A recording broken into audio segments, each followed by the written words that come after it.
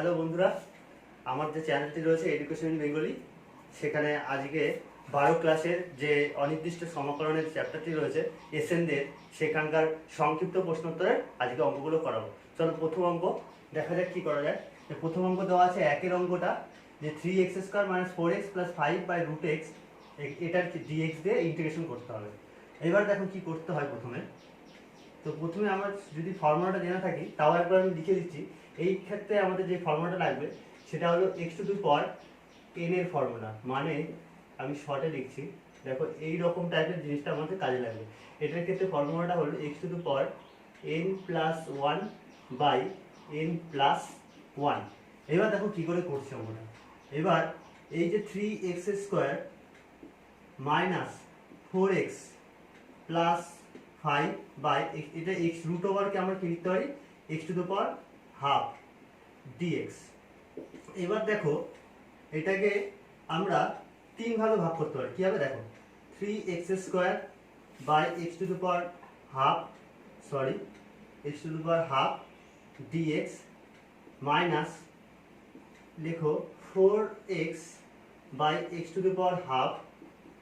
dx plus 5 dx নিচে আছে x⁻², তাহলে এটাও লিখে ফেলো। এইবার দেখো এটার ক্ষেত্রে এটা যেহেতু ধ্রুবক তাই জন্য বাইরে লিখলাম, আর x⁻² আর নিচে x² এটা কি মাইনাস করতে হবে সূচকের নিয়ম অনুসারে। তাহলে 2 থেকে হাফ বিয়োগ করলে কত হয়, 3/2 dx মাইনাস 4 বাইরে আসলো। এখানেও তাই, দেখো x1 থেকে হাফ মাইনাস করলে কি হবে, হাফ প্লাস 5, এটা হবে x⁻⁻² হবে। এই 5টাকে একেবারে বাইরে লিখে দাও তাহলে সুবিধা হবে। এবার আচ্ছা দেখো এখানে dx দিতেই ভুলে গেছি, dx। এবার এটা করলে কি হচ্ছে, এই যে দেখো এই ফর্মুলাটা চলে আসলো। তাহলে কি এটা দেখলো, এটা ফর্মুলাটা কি আছে, x⁻n+1। এখানে n এর মান কোনটা, 3/2। তাহলে আমরা কি লিখতে পারি, n মানে 3/2 + 1 বাই 3/2 + 1, এইটাই তো দেওয়া আছে না। তারপরে দেখো -4 ইন্টু x⁻² + 1, এখানে হাফটা ওর n এর কাজ করছে, এখানে হাফ প্লাস 1 প্লাস 5। তাহলে এখানে কি হবে, x⁻² -1/2 + 1 বাই -1/2 + 1। ক্যালকুলেশন করলে দেখো কি হচ্ছে, 3, আর এটা হচ্ছে x⁻³ আর একেবারে করে দিলাম, তাহলে 2 1 2, 3 + 5/2 বাই 2 1 2, 3 2 5, 5/2। এখানে হচ্ছে -4 x⁻², এখানে হাফ প্লাস 1 করলে দেড়কে আমরা এভাবে লিখতে পারি, আর নিচে হাফ প্লাস 1 করলে 3/2 প্লাস 5 -1 + 1, তাহলে x⁻½ থাকলো উপরে শুধু, এখানেও নিচে শুধু হাফ থাকলো। এর পরের লাইনটা করলে কি হচ্ছে দেখো, 3 ইন্টু 5/2 উল্টে গেলে 2/5 x⁻5/2 মাইনাস 4, এখানেও তাই উল্টে দিলে 2/3 ইন্টু x⁻³ প্লাস কি লিখবো, এখানে উল্টে যাবে 5 ইন্টু 2/1 ইন্টু x⁻²। এর জায়গাটা ধরতে হবে তাই এখানে লিখছিলাম। তাহলে 3 2 6/5 x⁻5/2 minus 8/3 x⁻³ plus 10 x⁻² কত, হাফ।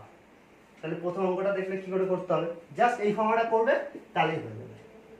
আচ্ছা দেখো দেখো দেখো অঙ্কটা করতে গিয়ে এখানে যে ধ্রুবক প্লাস সি সেটা দিতেই ভুলে গেছি, দেখেছো, এই তিনটেটা পুরোটা প্লাস সি করো, তারপরে এখানে প্লাস সি করে দাও, এখানেও প্লাস সি করে দাও। আচ্ছা দ্বিতীয় অঙ্কটা দেখো কি দেওয়া আছে, এখানে x² + 1 তার হোল স্কয়ার, এখানে দেখো a² + 1, তো তার মানে a + b তার হোল স্কয়ার ফর্মুলা লেখো। তাহলে x⁻4 হচ্ছে +2x² + 1, আর এটা নিচে হচ্ছে x³ dx।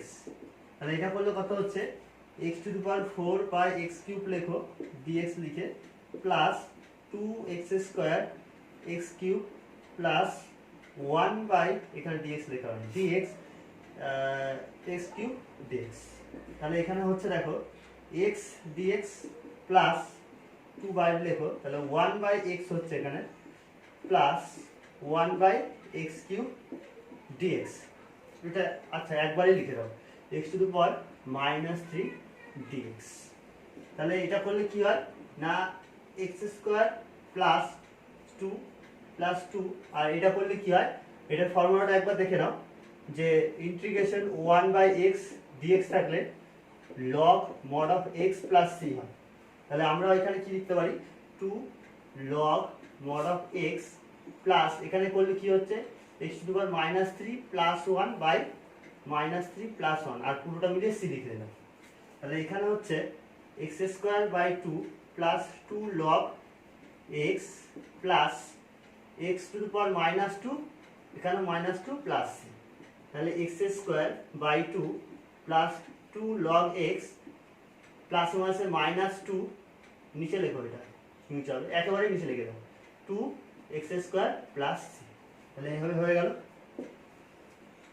এখন নেক্সট অঙ্ক, 3 এর অঙ্কটা কি দেওয়া আছে, এখানে a প্লাস b তার হোল কিউবের ফর্মুলা। তাহলে এটা কি লিখতে পারি, ব্র্যাকেটে লেখো a³ প্লাস 3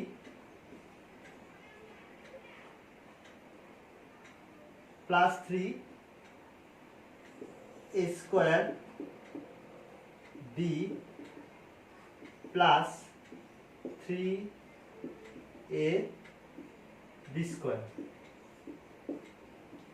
প্লাস b³ এটা ব্র্যাকেট দিয়ে দাও এখানে, তার কিউব দিয়ে পুরোটা দিয়ে dx। তাহলে এটা হিসাব করলে কি হচ্ছে দেখো, এটা কিউ আর এখানে 3 আর 3 কেটে গিয়ে তাহলে a স্কয়ার হচ্ছে এখানে, ঠিক আছে, প্লাস 3 a⁴/3 হচ্ছে, এখানে করলে x⁻² থাকছে, প্লাস 3 a⁻²/3, আর এখানে হচ্ছে x⁻4/3 প্লাস এখানে 3 3 কেটে গেলে x², এটা পুরোটা ফার্স্ট ব্র্যাকেট দিয়ে dx লিখো। এবার ভেঙে দেখো a² dx প্লাস 3, এটা একবারে কমন নিয়ে নাও, কমন মানে কনস্ট্যান্টটা বাইরে নিয়ে নাও, a⁴/3 x2/3 dx প্লাস এখানে বাইরে নিয়ে নাও কনস্ট্যান্টটা, তাহলে এখানে হচ্ছে x⁴/3 dx প্লাস এখানে কি থাকছে না, শুধু x² dx। এটা করলে এখানেও a স্কয়ারটা বাইরে নিয়ে কনস্ট্যান্ট, তো তাহলে a² dx করলে x প্লাস 3 a⁴/3 ইনটু এটা কি হবে, এই যে এই ফর্মুলাটা তাহলে করে ফেলো, তাহলে x⁻n+1/2/3 প্লাস 1 করো, এখানে কনস্ট্যান্টটা আগে লেখো, into x⁴/3 plus 1/4/3 plus 1 plus এটা করলে হচ্ছে 2 প্লাস 1/2 প্লাস 1, আর একবারে c লিখে দাও কনস্ট্যান্ট। এবার এটা হচ্ছে a² x প্লাস 3 a⁴/3, আর এটা হিসাব করলে কত হচ্ছে, 3 × 3 = 5, মানে 5/3, তাহলে নিচেও তাই হবে 5/3 প্লাস 3 a⁴2/3 x⁴3 লিখে দিই 4 7 7/3, নিচেও তাই 7/3 প্লাস x³ প্লাস 3 প্লাস 3। এবার এটা ক্যালকুলেশন করলেই হয়ে যাবে, a² x প্লাস এটা উল্টে দিলে হচ্ছে দেখো 9/5 হচ্ছে, পুরোটা একবারে করে দিলাম, a⁴/3 x⁵/3 প্লাস এটা উল্টে দিলে হচ্ছে 9/7 ক্যালকুলেশন করার পর আর a⁴2/3 x⁷/3 plus x³ plus c। তাহলে এটা হয়ে গেল। এবার দেখো পরের অঙ্কটা করাবো, integration 12x² - 7x - 10 3x + 2 dx। তো দেখো প্রথমে এটাকে আমরা মিডল টার্ম ফ্যাক্টর করব। কেন করব দেখো, এই যে 3x + 2 এই ফ্যাক্টরটা, এই উৎপাদকটা আমাকে যেন তেন প্রকারে উপর নিচে কাটাকুটি করতে হবে। তো করতে গেলে প্রথমে দেখো এখানে মাইনাস আছে, তাহলে মাইনাস থাকলে এটা আর এটা প্রথমে কি গুণ করে নিয়ে, যেহেতু মাইনাস আছে তাই বিয়োগ করে এখানে 7 নিয়ে আসতে হবে। এটা আমরা ক্লাস 10 এ করেছি, তবুও একবার দেখিয়ে দিচ্ছি। এখানটা দেখো, এখানে ডাইরেক্ট অঙ্ক না করে আমি এখানটা জাস্ট করে দেখাচ্ছি যে এটা কি করে লিখতে হবে। এই জায়গাটা 12x² মাইনাস 7x মাইনাস 10 আছে, তাহলে 12x² মাইনাস x, আর 12 আর 10 গুণ করলে হচ্ছে 120। তাহলে 120 কে এমন ভাবে লিখতে হবে যাতে বিয়োগ করে 7 হয়। তাহলে 15 আর 15 120, তাহলে লিখতে পারি 15 মাইনাস 8 করে দেখো 7 হচ্ছে, মাইনাস 10। তাহলে এখানে 12x² minus 15x plus 8x minus 10। তাহলে এখান থেকে দেখো 3 কমন যাচ্ছে, সাথে x কমন যাচ্ছে, তাহলে এখানে থাকলো 4x, আর এখানে 3 পাশে 5, আর এখানে 2 কমন গেলে 4x মাইনাস 5। তাহলে এখান থেকে হচ্ছে 4x মাইনাস 5 আবার কমন যাচ্ছে, আর পরে থাকলো 3x প্লাস 2। তাহলে দেখো আমরা এই জায়গাটায় আমরা এটা নিশ্চয় লিখতে পারি। তাহলে আমি এইখানটায় ডাইরেক্ট এইটা না করে পুরোটা আমি এখানে লিখে দিই। তাহলে এখানে কি লিখতে পারি দেখো, 4x মাইনাস 5 আর 3x plus 2 by 3x plus 2 দিয়ে এবার dx করো। এইবার যেটা আমি আগে বলছিলাম যে উৎপাদকটা এমন হয়ে যাবে তো কাটা ঘুরে যায়, দেখো এটা কেটে গেল, তাহলে কি পড়ে থাকলো 4x মাইনাস 5 dx। এবার দেখো অঙ্কটা ছোট হয়ে গেল, এবার এটাকে দুভাগে ভাগ করে নাও, মাইনাস 5 dx হয়ে গেল এখানে। এবার এটা তো জানি 4x² বাই 2 একবারে করে দিলাম, এটা মাইনাস 5x আর কনস্ট্যান্ট এটা c। দেখতে মনে হচ্ছিল কত বড় অঙ্ক, দেখো কত ছোটর মধ্যে হয়ে গেল। তো তোমরা প্রথমে যখনই এরকম ধরনের কিছু দেওয়া থাকবে, এটা মিডল ফ্যাক্টর আছে দেখে আমি করলাম, অনেক সময় দেখা যাবে ভ্যানিশিং ফ্যাক্টর দিয়ে করতে হয়, মানে কিউব দেওয়া থাকবে, সেক্ষেত্রে রাফে একবার করে নেওয়ার পরে এখানে করে দেবে, তারপর দেখবে কাটাকুটি করলে এটা হয়ে যাবে। নেক্সট অঙ্কটা দেখো 5-এরটা, ঠিক আমি এর আগের অঙ্কটার ক্ষেত্রেই বলছিলাম, যখন দেখবে এখানে কিউব দেওয়া আছে তখন কি করবে না রাফে ভ্যানিশিংটা করে নেবে, দেখবে এটা কি কার উৎপাদক হচ্ছে সেটা এখানে লিখবে। তাহলে লেখো এটা x³ মাইনাস 6x মাইনাস 9। আচ্ছা, এইটাকে এমনভাবে লিখতে হবে যাতে তোমার কি হবে না পুরোটার x এর মান এমন হতে যেতে ক্যালকুলেশন করলে পুরোটা 0 আসে। তাহলে দেখো তো এখানে x এর মান কত ধরলে পারে 0 আসতে পারে। প্রথমে কি করবে, এখানে যেহেতু 3 আছে তাই একটা চান্স নেবে, যেহেতু কাটাকাটি করলে মিলে যাবে, এই 3 দিয়ে একটা চান্স নেবে যেটা 0 আসে কিনা। +3 -3, তাহলে দেখো যদি +3 ধরি তাহলে 3 এর কিউব করলে হচ্ছে 27 মাইনাস 3 6 18, আর এটা হলো -9। দেখেছো এটা মিলে গেল। আমি কিন্তু এটা যে সবসময় হবে তার কিন্তু কোনো গ্যারান্টি নেই, কিন্তু যেহেতু ওপর নিচে উৎপাদক এটা কেটে যাওয়ার সম্ভাবনা রয়েছে, তাই আমি বললাম যে এখানে -3 যেহেতু রয়েছে তাই আমরা 3 দিয়ে একবার করে নিলাম, কারণ আমরা জানি কি ওপর নিচে কাটতেই হবে। তার জন্য দেখো এটা আমি 3 দিয়ে ডাইরেক্ট করলাম। অনেক সময় নাও হতে পারে, সেক্ষেত্রে আবার তোমরা 1 2 3 ধরে করবে পরপর প্রথম অনুযায়ী। এবার দেখো এখানে আমরা কি লিখবো, x -3 +3 ধরলে -3 ধরতে হবে, এখানে -3 করো, এখানেও -3 করো। এবার এই রাশিটা আনার জন্য আমাকে কত দিয়ে গুণ করতে হবে, স্কয়ার দিয়ে। তাহলে x³ মাইনাস 3x², ঠিক আছে, এখানে স্কয়ার -3x² যখন নেই তখন +3x করতে হবে, তাহলে +3x² কেটে গেল। এবার দেখো হচ্ছে হলো -9x আছে -6x, তাহলে 3টা দিতে হবে, +3x প্লাস এর মাঝে -9, দেখো মিলে গেল। তাহলে এখানটায় x -3 কমন গেল, আর পরে থাকলো x² প্লাস 3x প্লাস 3।